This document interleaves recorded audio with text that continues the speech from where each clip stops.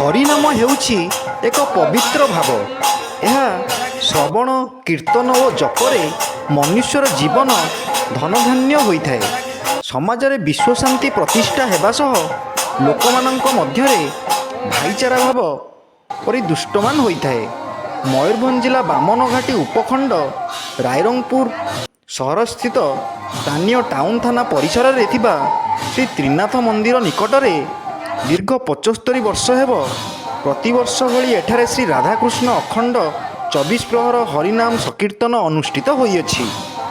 ଗତ ଏପ୍ରିଲ 28 ତାରିଖ ଅଧିବାସ ପୂଜାରମ୍ଭ ହେବା ପରେ 29 ତାରିଖ ହରିନାମ ସଂକୀର୍ତ୍ତନ ଆରମ୍ଭ ହୋଇ ଆସନ୍ତା ମେ 2 ତାରିଖ ଦିନ ସଂକୀର୍ତ୍ତନ ପୂର୍ଣ୍ଣାହୁତି ହେବ ବୋଲି ଜଣାଯାଇଛି।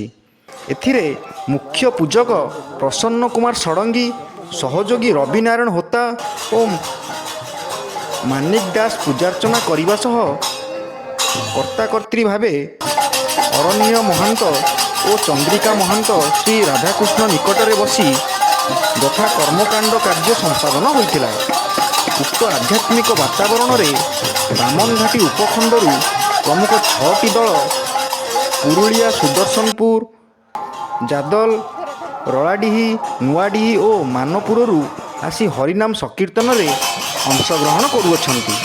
ନାନା ବେଶ, ଭାବଭଙ୍ଗୀ ଓ ଠାଣିରେ ଶ୍ରୀ ରାଧାକୃଷ୍ଣଙ୍କ ନାମ ଉଚ୍ଚାରଣ କରୁଛନ୍ତି। ବହୁ ଶ୍ରଦ୍ଧାଳୁ ହରିନାମ ସଂକୀର୍ତ୍ତନରେ ଭାବବିହ୍ୱଳ ହେବା ସହ ଶ୍ରୀ ରାଧାକୃଷ୍ଣଙ୍କଠାରେ ନୈବେଦ୍ୟ ସମର୍ପଣ କରିଥିଲେ। କମିଟି ପକ୍ଷରୁ ହରିଭକ୍ତମାନଙ୍କ ନିମନ୍ତେ ଅନ୍ନପ୍ରସାଦ ବ୍ୟବସ୍ଥା କରାଯାଇଅଛି। ଉକ୍ତ ଭକ୍ତିମୟ ପରିବେଶରେ ରାଇରଙ୍ଗପୁର ଟାଉନ ଥାନା ଅଧିକାରୀଙ୍କ ସହ ସମସ୍ତ ପୋଲିସ ପ୍ରଶାସନ ସହଯୋଗ କରୁଅଛନ୍ତି। ମୟୂରଭଞ୍ଜ ରାଇରଙ୍ଗପୁରରୁ ଶ୍ୟାମଳେନ୍ଦୁ ପରିଡ଼ାଙ୍କ ରିପୋର୍ଟ, ଓଡ଼ିଶା ନ୍ୟୁଜ୍।